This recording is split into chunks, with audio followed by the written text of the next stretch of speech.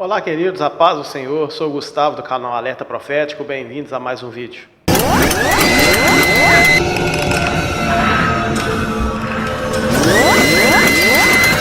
E no vídeo de hoje nós vamos continuar a série sobre 3 coisas importantes que você precisa saber. E no vídeo de hoje eu quero falar sobre os 3 níveis de pecado. E quando se fala em níveis de pecado, sempre vai surgir aquela pergunta: existe pecadinho e pecadão? Existem tamanhos, existem medidas diferentes para o pecado?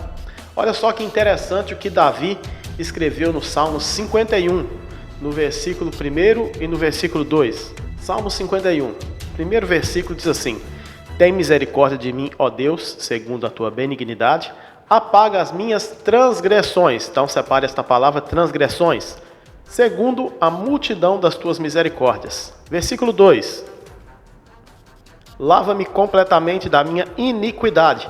Separe também essa expressão aí, iniquidade. E purifica-me do meu pecado. Separe também essa palavra aí, pecado. Então, nestes 2 versículos, podemos selecionar aí 3 expressões que estão relacionadas ao pecado. Davi vai usar aí a palavra transgressão, a palavra iniquidade e a palavra pecado. Ele não colocou em uma ordem aí de importância e de tamanho, mas vamos ordenar cada uma delas. E vamos colocar na seguinte ordem: primeiro, pecado, depois transgressão e depois iniquidade, porque mostram exatamente 3 níveis diferentes de pecado. O que seria então a primeira expressão, pecado? Esta primeira expressão está ligada à palavra amartia, que significa errar o alvo. E essa expressão amartia, pecado, errar o alvo, representa alguém que mirou em um alvo querendo acertar, porém errou. Ou seja, é o primeiro nível de pecado. E este tem que ser o lugar que o pecado tem que ocupar na vida do homem e da mulher de Deus. É o pecado acidental, é o pecado por acidente, é o erro que a pessoa cometeu querendo acertar. Não é um pecado planejado, mas um acidente. E esse tem que ser o lugar do pecado na vida do crente. Pecado tem que ser acidente. Pecado não pode ser planejamento. Então essa primeira palavra representa os nossos pecados diários. Os pecados que cometemos todos os dias, com o nosso falar, com a nossa mente, por uma falta de vigilância. São os erros que cometemos sem querer cometer. Não são planejados, são acidentais. Daí a importância de permanecer na presença de Deus para ser diariamente purificado pela presença dele em nós através do seu Espírito Santo. A segunda expressão aí para pecado é exatamente a palavra transgressão. E o que é transgressão? Transgressão ou transgredir é exatamente contrariar uma lei. Vou dar um exemplo: você está em um sinal de trânsito, o sinal fechou e você passou, o semáforo, o sinal fechado, você então transgrediu uma lei de trânsito. Se você entrou com o carro em uma contramão, então você transgrediu uma lei, você entrou na contramão e você está sujeito a sofrer um acidente, mas você escolheu entrar ali, você escolheu por vontade própria. Então a transgressão já não é acidental, a transgressão é uma escolha, a transgressão é uma decisão que a pessoa toma consciente. Ou seja, a transgressão é o pecado consciente e o pecado planejado. A pessoa decide errar sabendo que é errado. Logo então, a transgressão gera uma multa, ou seja, ela vai gerar uma cédula de dívida contra nós. E é por isso que o salmista escreve aqui no Salmo assim: apaga as minhas transgressões, ou seja, apaga o que foi escrito contra mim, apaga a cédula de dívida, apaga essa multa que me foi dada. Então é um segundo nível de pecado, mas que também pode ser corrigido, pode ser purificado, perdoado pelo sacrifício de Cristo. A carta aos Colossenses, no capítulo 2, verso 14, diz: havendo riscado a cédula que era contra nós, nas suas ordenanças, a qual de alguma maneira nos era contrária, e a tirou do meio de nós, cravando-a na cruz. O sacrifício de Cristo é poderoso o suficiente também para perdoar as nossas transgressões, os pecados que fazemos conscientemente, o pecado planejado, o pecado voluntário, desde que haja arrependimento, desde que haja confissão e desde que seja abandonada a prática.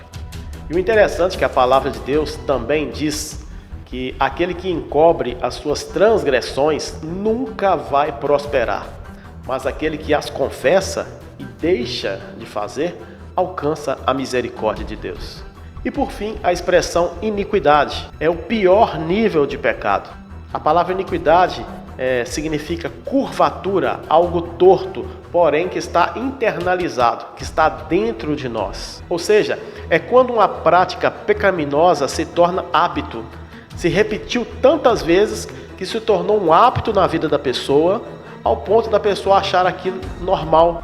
A pessoa agora pratica rotineiramente, sem sentir culpa nenhuma, porque está tudo certo, está tudo normal, afinal todo mundo faz. Afinal estamos na modernidade, né?